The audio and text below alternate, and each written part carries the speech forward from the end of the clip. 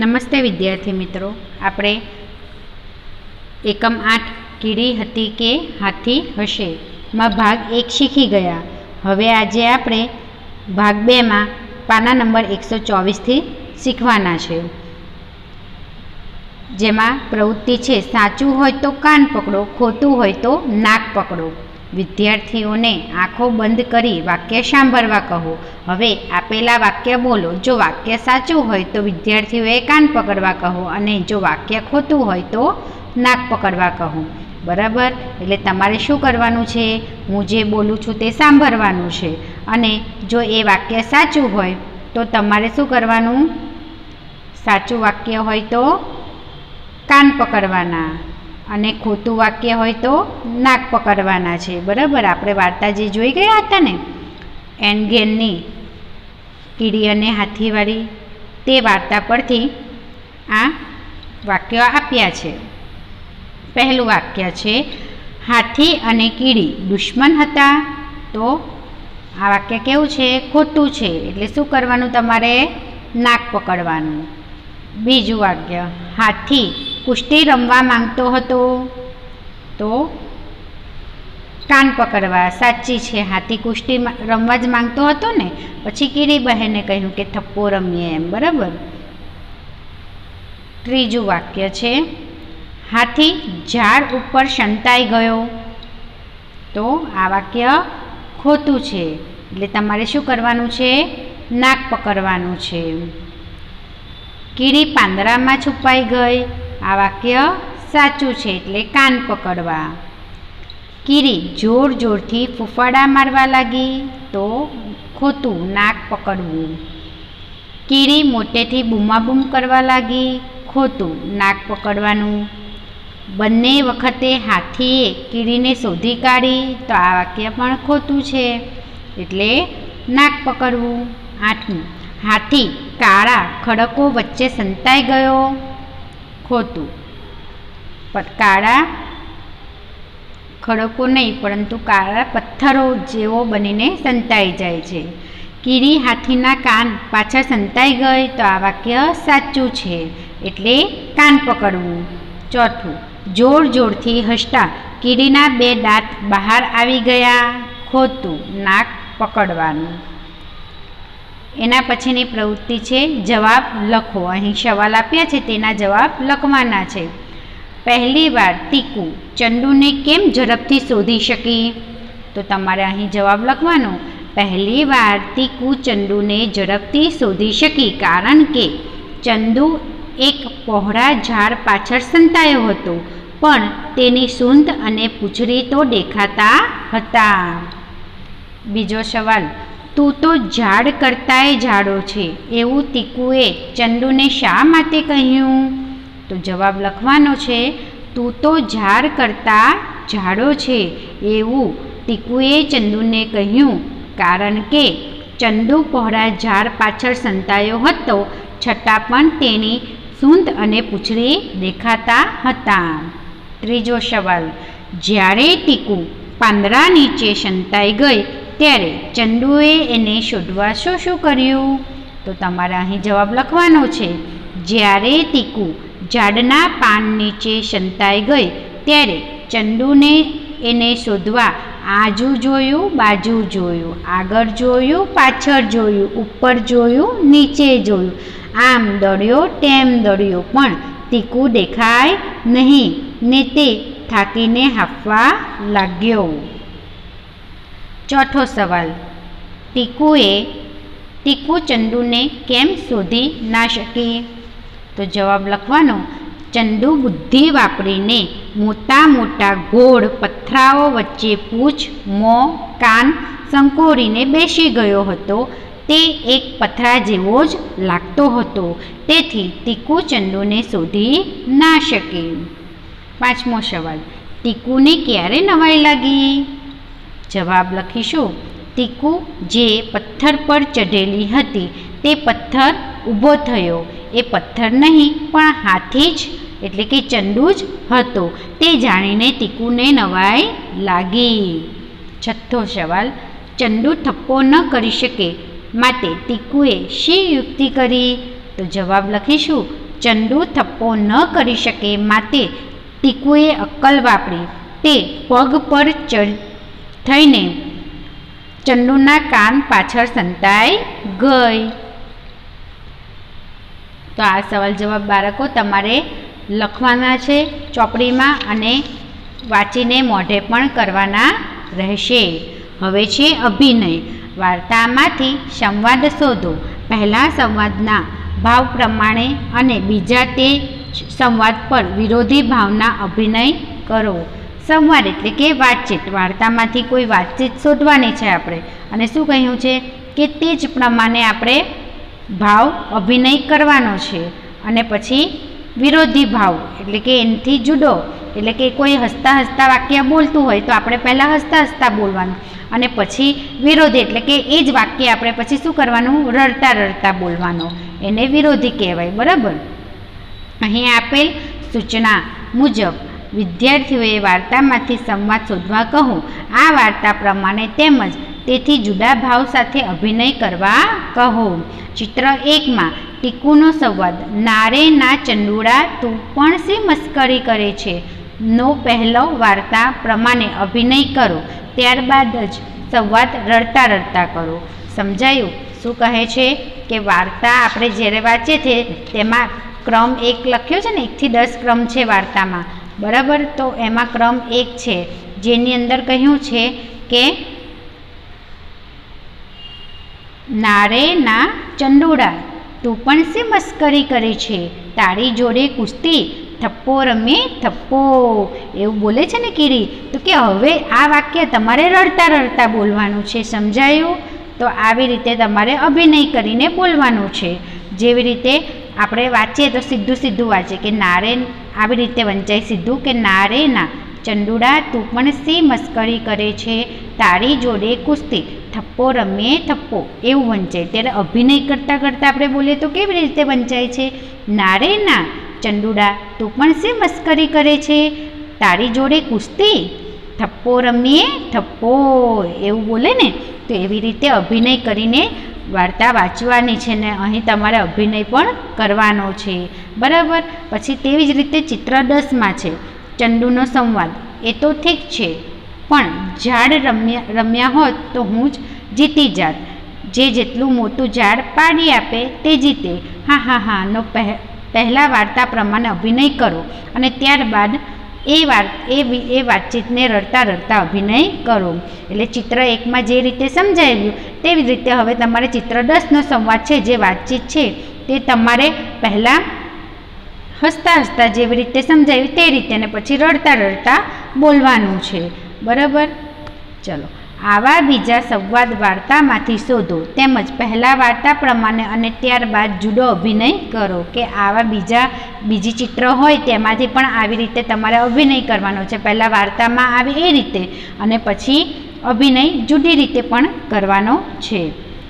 એના પછીની પ્રવૃત્તિ છે વાંચો, વિચારો, ઓળખો અને લખો. આપેલ શબ્દ સમૂહોને વાંચવા કહો. આ શબ્દ કે શબ્દ સમૂહો કોણ બોલે છે? જે હાથી બોલે તે હાથીના ખાનામાં, કીડી બોલે તે કીડીના ખાનામાં, અને બંને બોલે તો બંનેના ખાનામાં લખવાના છે. બરાબર. અહીં નીચે કાઉન્સમાં તમને આપ્યા છે. બહાર આવ, મશ્કરી કરે છે. બરાબર. સંતાજે, બચાવ બચાવ, હવે મારો દાવ, ચાલ સંતાઈ જા, એન ગેન દીવા ગેન, એકવાર તું જીતી, એકવાર તું હાર્યો, એકવાર હું જીત્યો.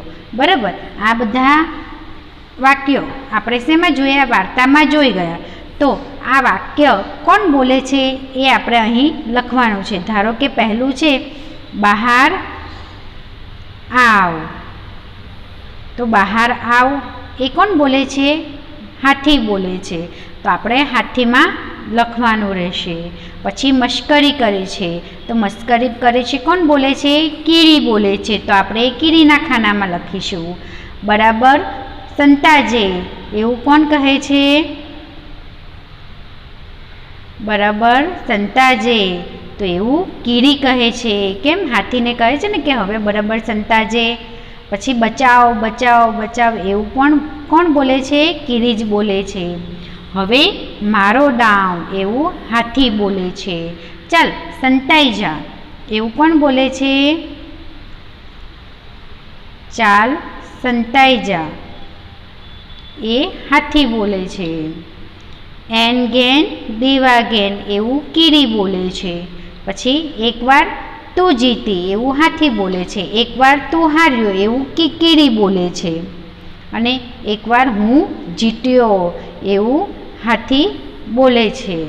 બરાબર. તો આ રીતે આપણે અહીં એક એક વાક્ય જોતા જવાના, અહીં લખતા જવાનું, એક એક વાક્ય જોતા જવાના, લખતા જવાનું. બરાબર છે. એવી રીતે વાક્ય વાંચતા જવાના અને એને અલગ અલગ ખાનામાં લખતા જવાના. જે વાક્ય જે બોલે છે તેના ખાનામાં એ શબ્દ લખી દેવાનો રહેશે. એના પછીની પ્રવૃત્તિ, આપેલા વાક્યનો અર્થ સમજાતો હોય તેવો વિકલ્પ પસંદ કરો. ખરાની નિશાની કરો. પહેલું, ચંદુ એક જાડા ઝાડ પાછળ સંતાઈ ગયો. તો અહીં વિકલ્પ આપ્યો છે. ઝાડ જાડું હોય તો જ હાથી સંતાઈ શકે, ઝાડ જાડું હોય તો જ હાથી નાનો દેખાય, કે હાથી કોઈ પણ ઝાડ પાછળ સંતાઈ શકે. તો ચંદુ એક જાડા ઝાડ પાછળ સંતાઈ ગયો. આ ત્રણમાંથી કયું વાક્ય બરાબર છે? તો કે એનો અર્થ એવો થાય છે કે ઝાડ જાડું હોય તો જ હાથી સંતાઈ શકે. બીજું, ટીકુએ અક્કલ વાપરી. એટલે ટીકુએ ચિત્ર દોરવામાં બધા રંગ વાપરી કાઢ્યા. ટીકુએ બુદ્ધિના બાલ ખરીદી અને ખાઈ લીધા. કે ટીકુ પાસે ઓછા રંગ હોવા છતાં તેને બુદ્ધિ વાપરીને આખું ચિત્ર પૂરું કર્યું. તો આ વાક્ય સાચું છે. ટીકુએ અક્કલ વાપરી. અક્કલ વાપરી એટલે કે પોતાની બુદ્ધિ વાપરી. એની પાસે ઓછા રંગ હતા પણ એને બુદ્ધિ વાપરીને શું કર્યું? આખું ચિત્ર પૂરું કર્યું. તેવી જ રીતે ત્રીજું, તમારે ચોપડીમાં મારી સાથે આ પ્રશ્ન કરતા જ જવાનો રહેશે. ચંદુએ આંખો ઝીણી કરી. એટલે ચંદુ ધ્યાનપૂર્વક જોવા લાગ્યો. ચંદુને દૂરનું દેખાતું ન હતું.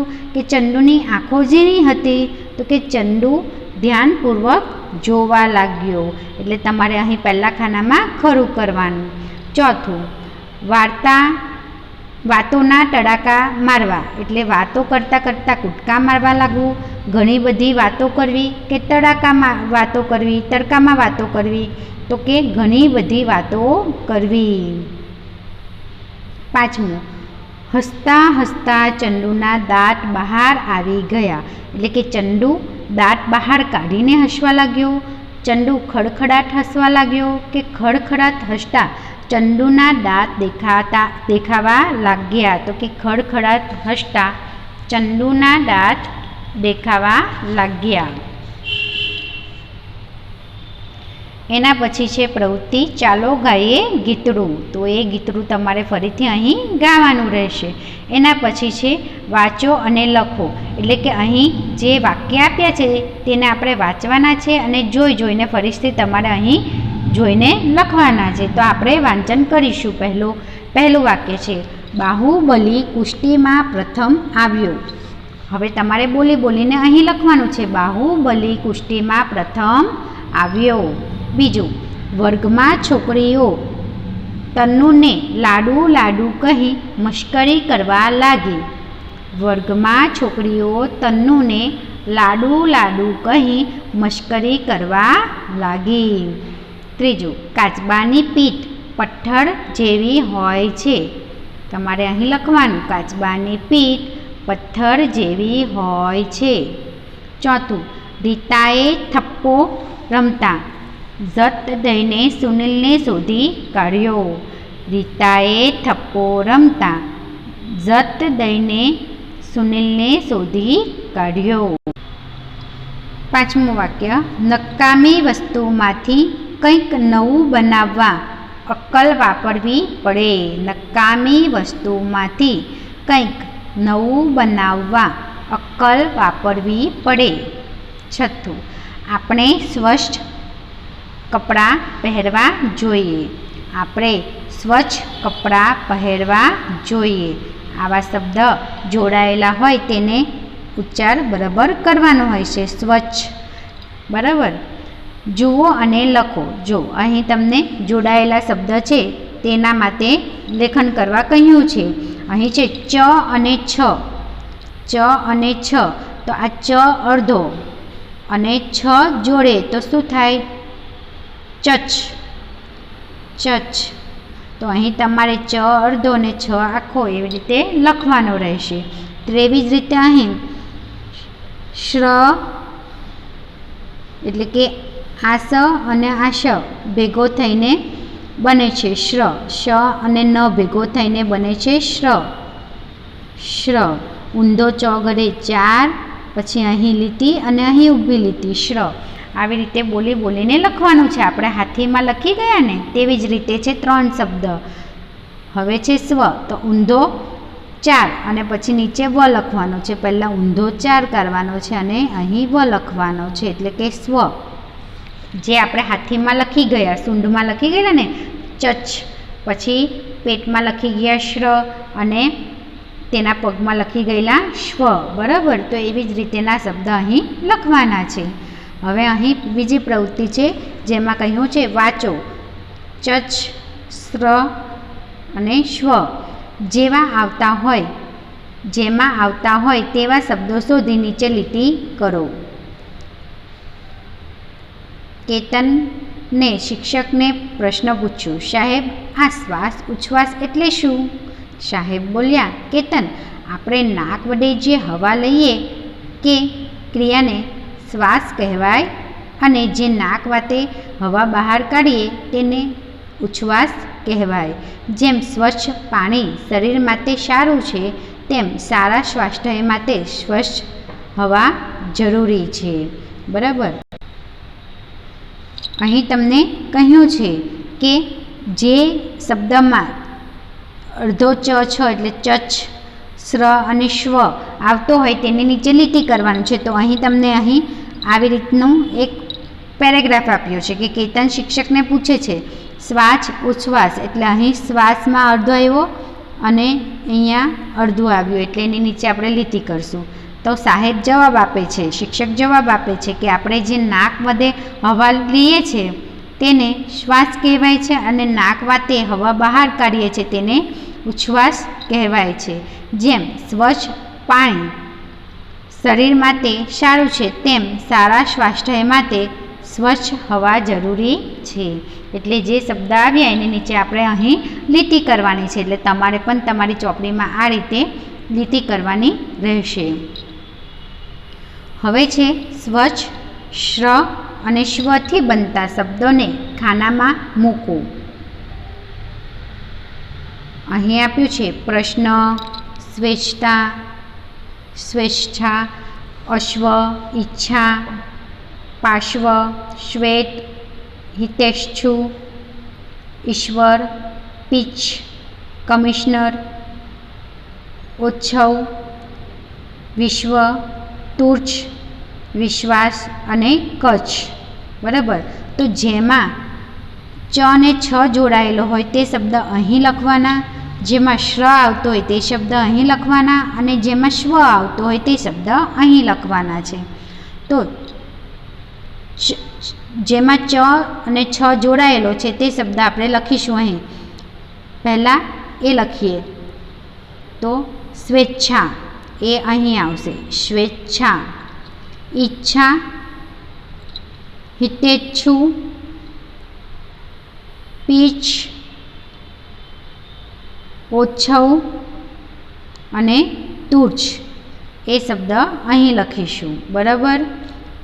આ પહેલા ખાનામાં છે બધા, એટલે 1 નંબર અહીં આપીશું. હવે બીજા ખાનામાં છે શ્વ, જેમાં આવશે પ્રશ્ન અને કમિશનર. આ આવશે અહીં પ્રશ્ન અને કમિશનર. હવે છે શ્વવાળા શબ્દ, તો અશ્વ, પાર્શ્વર્થ, શ્વેત, ઈશ્વર, વિશ્વ અને વિશ્વાસ. બરાબર. તો એ શબ્દ અહીં લખવાના છે, એટલે કે 1 નંબર લખ્યો છે તે 1 નંબરના ખાનામાં, 2 નંબર લખ્યો છે તે 2 નંબરના ખાનામાં અને 3 નંબર લખ્યો છે તે 3 નંબરના ખાનામાં શબ્દ આવશે. પરંતુ તમારે આનું ઉચ્ચારણ કરવાનું રહેશે, તો જ તમને આવા અઘરા શબ્દ વાંચતા આવડશે. બરાબર ને? તો બાળકો, આજે ભાગ 2માં આપણે આટલું શીખીશું. બાકીનો પાઠ આપણે ભાગ 3માં શીખીશું. Thank you.